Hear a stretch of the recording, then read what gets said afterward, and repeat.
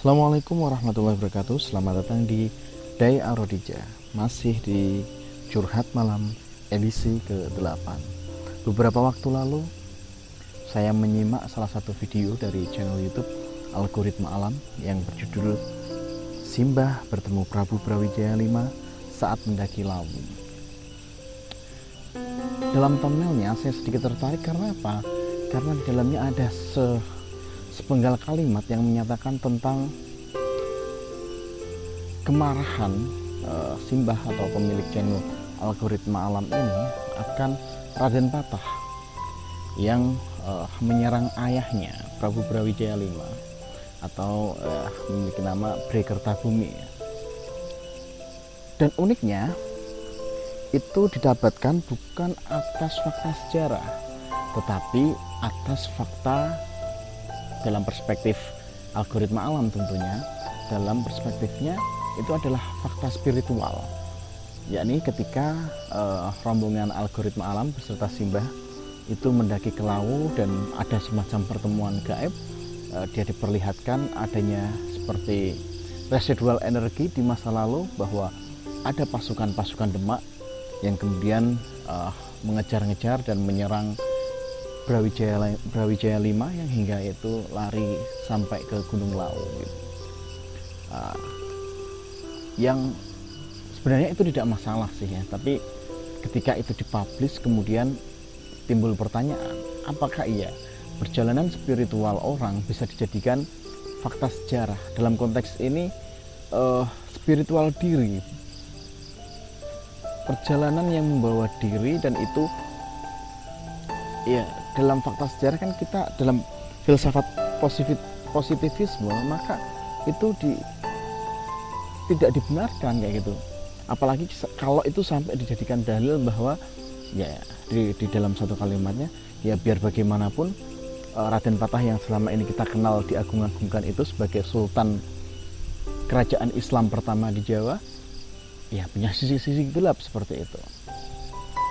Nah, sekali lagi saya tidak sedang menggugat, tapi ya it's okay kalau itu hanya dijadikan sebagai share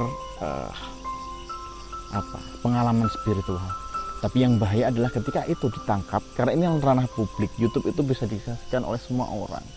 Ketika itu ditangkap oleh masyarakat dan masyarakat kemudian mempercayai ini sebagai fakta sejarah tentang bagaimana Raden Patah menyerang ayahandanya Bhre Kertabumi atau Brawijaya V. Memang ada beberapa sumber yang sebenarnya dalam validitasnya masih dipertanyakan, seperti di Saradarmo Gandul salah satunya, yang menyatakan bahwa sepeninggal Sunan Ampel di bawah naungan Sunan Giri, Wali Songo kemudian membujuk Raden Patah yang berada di Demak untuk menyerang Majapahit agar apa? Untuk mewujudkan negara Islam yang bernama Kesultanan Demak itu. Ada salah satu wali di situ yang diceritakan menentang, yakni Sunan Kalijaga. Sekali lagi itu versi Serat Darmo Gandul. Pertanyaannya, akankah kita percaya begitu saja kayak gitu? Karena dalam beberapa sumber seperti ya, kalau saya sejarawan yang cukup kental dengan sejarah Wali Songo adalah Agus Nyoto misalkan. Ia menyebutkan mustahil Demak menyerang Majapahit. Karena apa?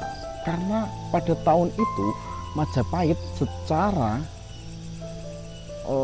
bekal pertahanannya itu jauh melampaui daripada Demak. Majapahit tercatat masih memiliki 100.000 senapan, yang itu tentu sangat bisa menghancurkan Demak dalam waktu yang tidak lama kayak gitu.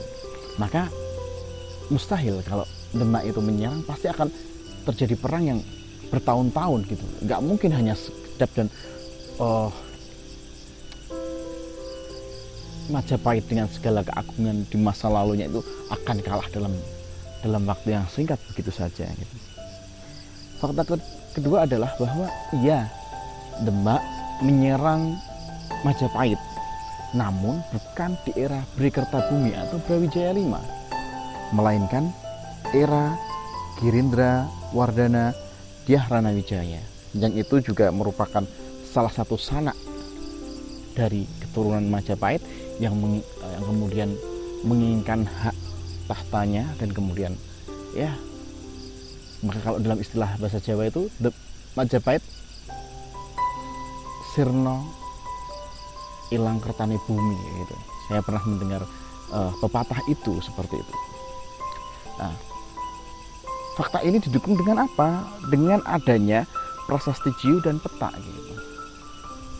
Ini bagian dari sejarah, karena prasasti itu ya dari sejarah masa lampau. Artinya apa?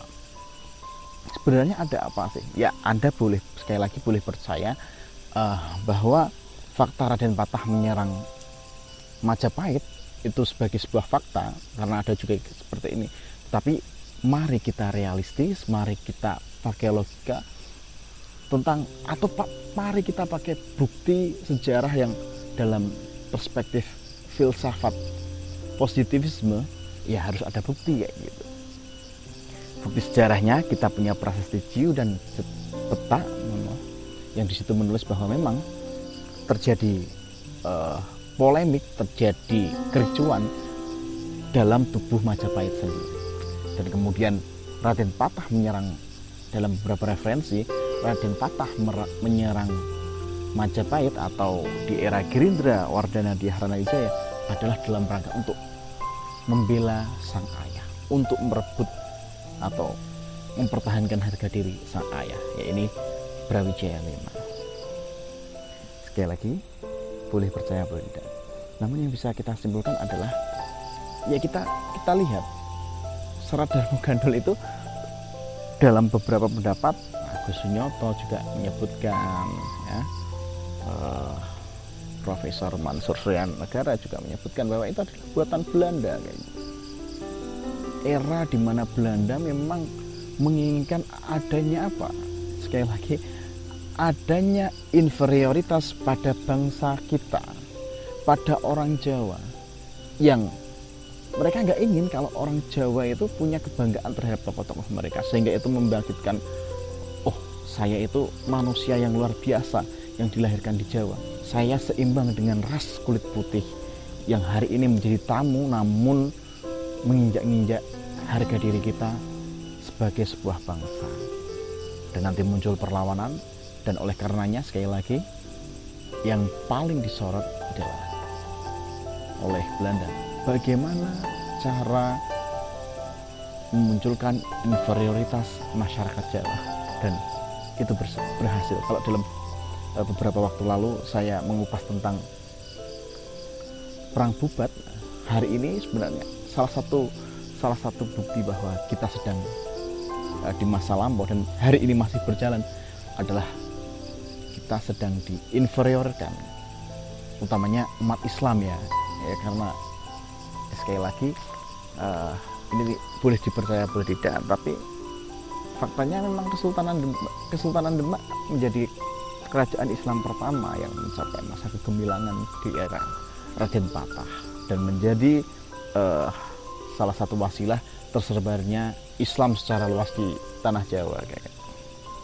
Ya, kalau kita berkaca lah, misalkan apa iya Wali Songo akan memberontak seperti itu kayak gitu? Apa iya kayak gitu?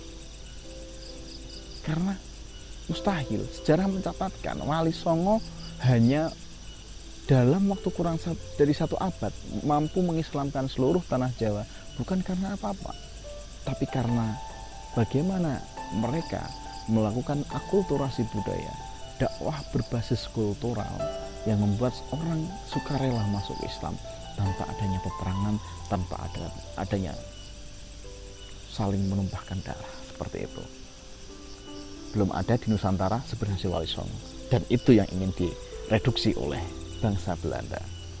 Maka kemudian kalau kita kembali pada algoritma alam dalam kontennya itu, ya sekali lagi itu bebas-bebas saja memunculkan, tapi sekali lagi yang bahaya adalah ketika itu nanti dipercaya sebagai sebuah fakta sejarah. Yuk belajar lagi, bareng-bareng kita belajar sejarah dan mulai pahami semua. Jangan sampai kita diadu domba melalui fakta-fakta sejarah yang dibelokkan. Luruskan sejarah, luruskan pengetahuan. Akhir kalam, wassalamualaikum warahmatullahi wabarakatuh.